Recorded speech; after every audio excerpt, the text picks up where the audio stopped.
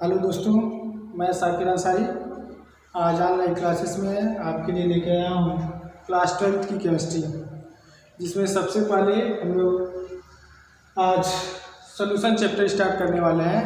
और इस solution chapter के अंतर्गत एक एक बातें, छोटी छोटी बातें भी हम लोग बहुत ही गहराइयों से जानने की कोशिश करेंगे और कोई भी डाउट आपको इसके अंदर देखने को नहीं मिलेगा। ठीक है दोस्तों, तो चलिए स्टार्ट करते हैं बिना समय गए हुए। सबसे पहले बात करते हैं सॉल्यूशन की। सॉल्यूशन जिसको हम लोग हिंदी में बोला करते हैं विलियन। सबसे पहले इस सॉल्यूशन के बारे में हम लोग जानने की कोशिश करते हैं कि ये सॉल्यूशन क्या है। तो जनरली सॉल्यूशन के बारे में हम लोग क्लास 9 से जानते आए हैं और क्लास 9 में भी हम लोगों ने पढ़ा हुआ है कि सॉल्यूशन क्या है।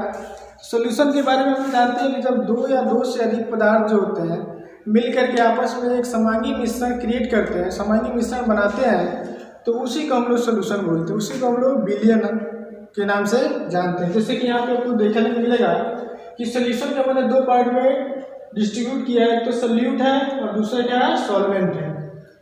सॉल्यूट और सॉल्वेंट में क्या अंतर होता है? सॉल्यूट जो होता है इसकी मात्रा जो होती है सॉल्यूशन के अंदर लेस होता है, लेस मात्रा होती है इसकी। लेस का मतलब कम। सॉल्यूशन के अंदर जिसकी मात्रा कम होती है उसको हम लोग बोलते हैं सॉल्यूट, या उसको हिंदी में बोला जाता है विलेय।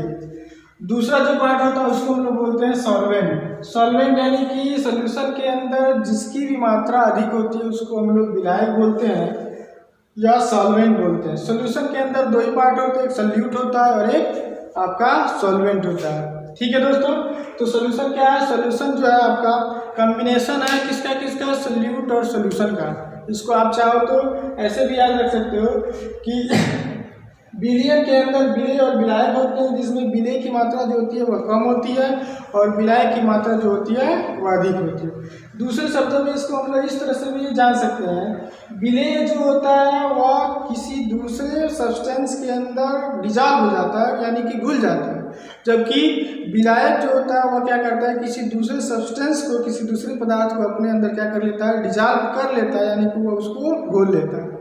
तो जैसे एक एग्जांपल आप लोग को यहाँ पे दिया जाए, जैसे मान लीजिए चीनी है और पानी है, तो चीनी और पानी का जब हम लोग आपस में मिश्रण बनाते हैं तो उसकी वजह से एक विलियन तैयार होता है, जिसको हम लोग शरबत के नाम से जानते हैं। तो जो चीनी होती है उस चीनी की मात्रा कम होती है और जो आपका जल होता है उस जल की मात्रा अधिक होती है। तो इसलिए यहाँ पे चीनी जो होगा वह चीनी आपका काम करेगा किसका, विलेय का, और जो जल होगा वह किसका काम करेगा, विलायक का। एग्जाम्पल देखिए यहाँ पे, जैसे मैंने लिखा शरबत, तो शरबत को हम लोग लिख सकते हैं कैसे, चीनी और इसके अंदर क्या दिया है, जल। तो ये जो चीनी है वह चीनी आपका किसका काम करेगा, विलेय का, और जो जल है वो किसका काम करेगा, आपका विलायक का।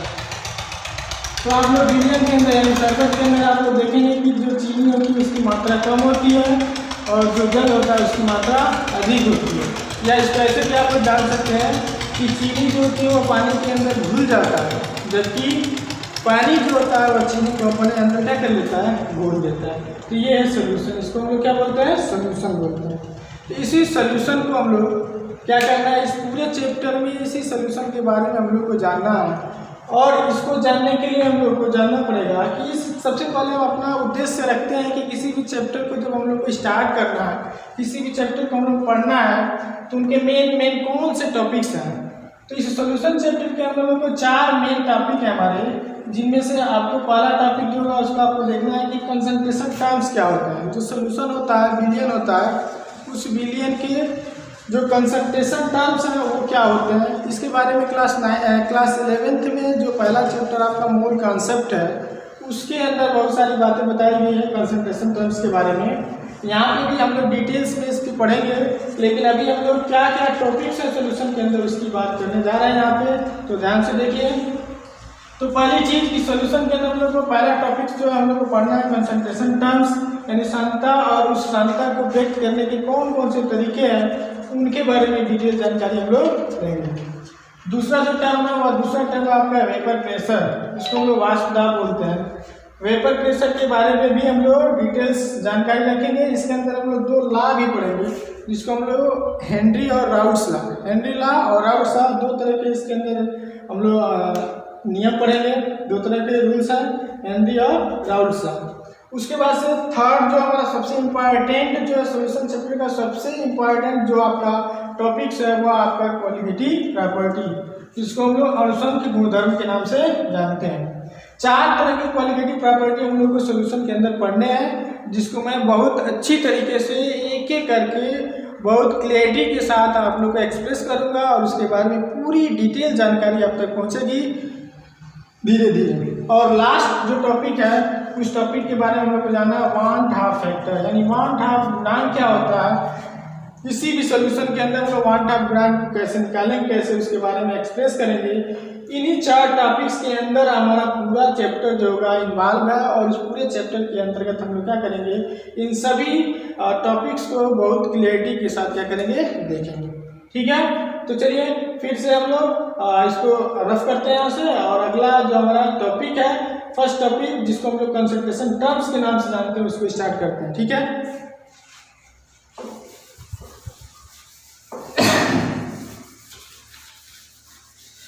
तो अभी आप लोगों ने देखा कि कौन कौन से सॉल्यूशन के अंदर हम लोग को टॉपिक्स पढ़ने हैं और कौन कौन से टॉपिक्स के अंदर कौन कौन सी चीज़ें आएंगी, उन सारी चीज़ों को हम लोग डिटेल यहाँ पर जानने की कोशिश करेंगे। तो एक बार और रिपीट मैं करता हूँ, सॉल्यूशन के बारे में आप लोग जान चुके हैं। सॉल्यूशन क्या है? Solution is a combination of 2 और मोर देन 2 सब्सटेंसेस। 2 या 2 से अधिक होमोजीनियस मिक्सचर होता है, कॉम्बिनेशन ऑफ 2 और मोर देन 2 सब्सटेंसेस। यहाँ पे एक बात मैं आप लोग क्लियरिटी कर देता हूँ कि जो भी सोल्यूशन हम लोग यहाँ पे पढ़ेंगे, इस सोल्यूशन के अंदर इस चैप्टर में हम लोग होमोजीनियस सोल्यूशन के बारे में ही पढ़ेंगे। होमोजीनियस सोल्यूशन के बारे में पढ़ेंगे। 2 तरह के सोल्यूशन हुआ करते हैं, एक हेट्रोजीनियस भी होता है और एक होमोजीनियस भी होता है। तो इस चैप्टर के अंदर हम लोग टोटल जो है होमोजीनियस सोल्यूशन के बारे में ही पढ़ना है। अब मैं यहाँ पे क्लियर कर देता हूँ कि होमोजीनियस सोल्यूशन क्या होता है और हेट्रोजीनियस सोल्यूशन क्या होता है। होमोजीनियस सोल्यूशन उस सोल्यूशन को कहते हैं जिसके किसी भी पार्ट से, जैसे मान लीजिए हमने शरबत का एग्जांपल आपके सामने रखा है, तो शरबत के एग्जांपल में आप शरबत को किसी भी कंटेनर में रखे हुए हैं, तो उस कंटेनर के किसी भी पार्ट से आप उसका सैंपल निकालिए और उस सैंपल को देखिए। तो उस सैंपल का अगर हर पार्ट के सैंपल जो होंगे अगर एक ही प्रकार के हैं, चाहे उसका स्वाद हुआ, चाहे उसके फिजिकल या केमिकल कोई भी प्रॉपर्टी हुई, अगर वह प्रॉपर्टी सेम तरह का है किसी भी पार्ट्स का, मान लीजिए कि ये आपका एक कंटेनर, इस कंटेनर के अंदर आपने शरबत रखा हुआ है और इसके मान लीजिए आपने बॉटम से एक सैंपल उठाया और एक इसके टॉप से एक सैंपल उठाया और दोनों सैंपलों को आपने चेक किया। चाहे इसके मान लीजिए हम लोग इसके स्वाद की बात करते हैं, तो स्वाद में जब हम देखेंगे तो जो स्वाद आपको इस बॉटम पे मिलेगा शरबत का, वही स्वाद आपको टॉप पर भी मिलेगा। तो इस तरह के जो आपको सोल्यूशन मिलते हैं, उन सोल्यूशन को हम लोग बोलते हैं होमोजीनियस सोल्यूशन। और हेट्रोजीनियस सोल्यूशन में क्या होता है कि जो संघट्य होता है, यानी कि सोल्यूशन का जो संघट्य होता है वह प्रत्येक पॉइंट पे एक समान नहीं होता है। तो ऐसे सोल्यूशन जिसका संघट्य जो होता है प्रत्येक पॉइंट पे एक समान नहीं होता है, तो इस तरह के सोल्यूशन को हम लोग बोला करते हैं हेट्रोजीनियस सोल्यूशन। तो याद रखिए, इस चैप्टर के अंदर हम लोग को सिर्फ बात करना है वो भी किस पर, होमोजीनियस सोल्यूशन के ऊपर। ठीक है दोस्तों, तो चलिए फिर आगे चलते हैं हम लोग। अब हम लोग स्टार्ट करेंगे जो हमारा पहला टॉपिक है, जिसको हम लोग कंसंट्रेशन टर्म्स के नाम से जानते हैं। उसी कंसंट्रेशन टर्म्स को हम लोग यहाँ पे स्टार्ट करने चल रहे हैं। कंसंट्रेशन टर्म्स, तो सबसे पहले आप ध्यान दीजिए, इसमें कंसंट्रेशन टर्म्स जो है, सबसे पहले कंसंट्रेशन के बारे में जानेंगे कि कंसंट्रेशन होता क्या है, तब उस कंसंट्रेशन को किस तरह से हम लोग क्या करते हैं, व्यक्त करते हैं, उसके बारे में जानने की कोशिश करेंगे।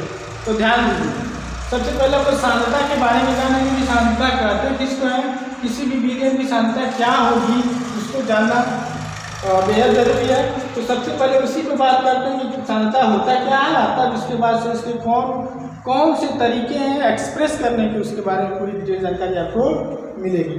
तो सबसे पहले सांद्रता, देखिए सांद्रता जो होता है उसको हम लोग कंसंट्रेशन कहते हैं इंग्लिश मीडियम में। तो कंसंट्रेशन को हम लोग डिफाइन कर रहे हैं यहाँ पे, द अमाउंट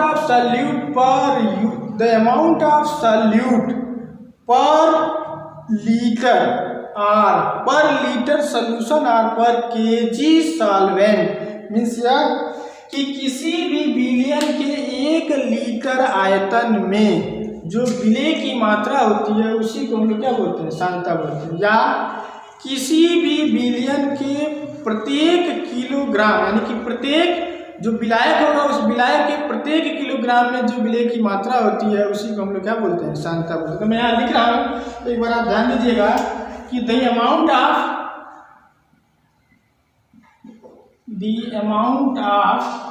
सॉल्यूट पर the amount of solute dissolved, the amount of solute dissolved per liter or per liter solution or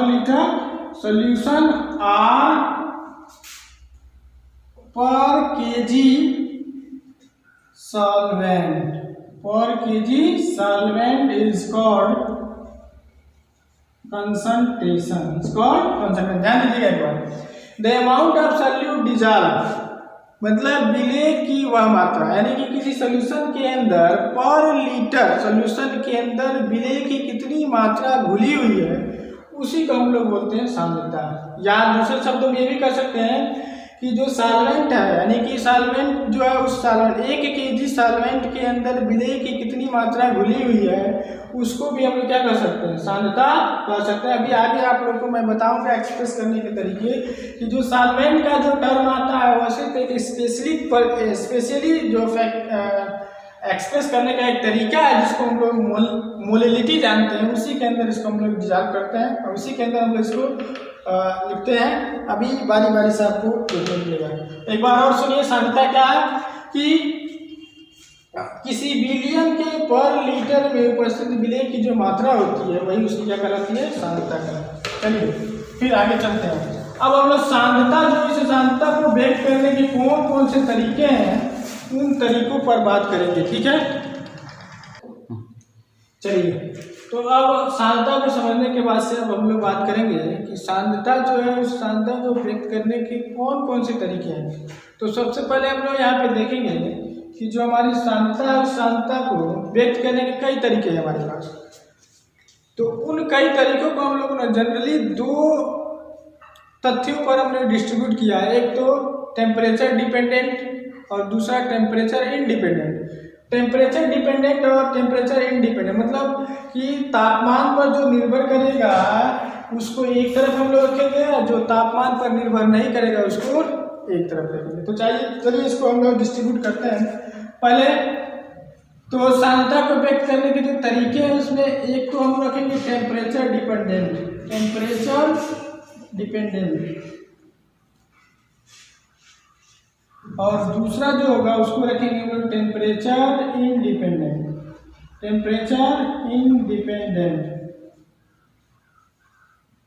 means सांद्रता को व्यक्त करने के वे तरीके जो तापमान पर निर्भर करते हैं और सांद्रता को व्यक्त करने के वे तरीके जो तापमान पर निर्भर नहीं करते हैं। 2 तरीके से हम लोग इसको डिस्ट्रीब्यूट कर लिया। अब देखिए इसमें पहले हम लोग देखेंगे, सबसे पहला जो होता है उसको हम लोग बोलते हैं वॉल्यूम परसेंटेज,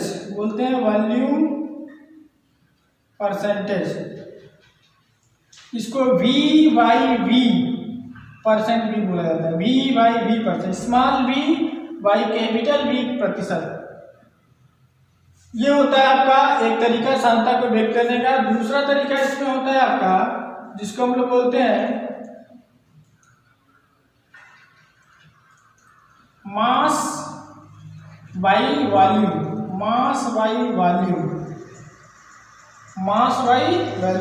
मतलब W/V परसेंट। सांद्रता के व्यक्त करने का एक दूसरा तरीका जिसको हम लोग बोलते हैं मास बाई वॉल्यूम या W/V परसेंट। तीसरा जो होता है उसको हम लोग उपयोग करते हैं, उसका नाम है मोलिलिटी। एक्सप्रेस करते हैं इसको M से। मोलिलिटी किससे एक्सप्रेस करते हैं, M से।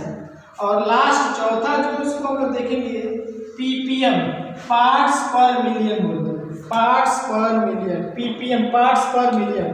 इसको भी दो तरीके से, एक तो V/V परसेंटेज से है और एक होगा W/V परसेंटेज, जिसमें ध्यान रखिए जिस भी सांद्रता को व्यक्त करने के तरीके के अंदर अगर आपको वॉल्यूम मिलता हुआ दिखाई दे तो आप समझिए कि वह जो चीज़ है वह टेम्परेचर डिपेंडेंट है, क्योंकि वॉल्यूम जो होता है वह वॉल्यूम डिपेंड करता है टेम्परेचर पर। ये सभी के सभी जितने भी एक्सप्रेस करने के कंसंट्रेशन को एक्सप्रेस करने के जो तरीके हैं वह सब डिपेंडेंट करते हैं किस पर, टेम्परेचर पे। अब आइए बात करते हैं टेम्परेचर इंडिपेंडेंट जो है आपके कंसंट्रेशन टर्म्स है वो कौन कौन से हैं। तो पहला तो टेम्परेचर इंडिपेंडेंट कंसंट्रेशन टर्म्स जो है जिसको हम लोग बोलते हैं वेट बाय वेट या मास परसेंटेज, इसको बोला जाता है। क्या बोला जाता है? Mass percentage. इसको हम लोग वेट बाय वेट भी बोलते हैं, यानी W/W परसेंट। ठीक है, इसमें वॉल्यूम नहीं आ रहा है इसलिए इसको बोला जाता है टेम्परेचर इंडिपेंडेंट। दूसरा जो होता है इसको हम लोग बोलते हैं मोलिलिटी।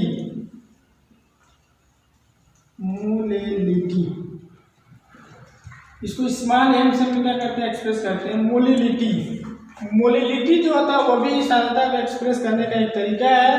वह कैसा तरीका है? टेम्परेचर इंडिपेंडेंट तरीका है। थर्ड जो होता है वो आपका होता है मोल फ्रैक्शन। मोल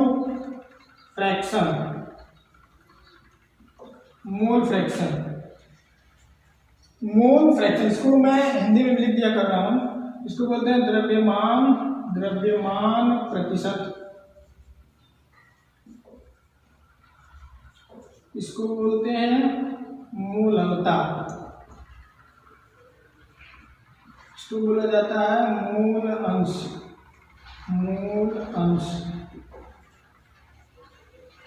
और चौथा जो होगा इसी में समझेंगे पीपीएम को पार्ट्स पर मिलियन को, लेकिन किसके अंदर? W/W।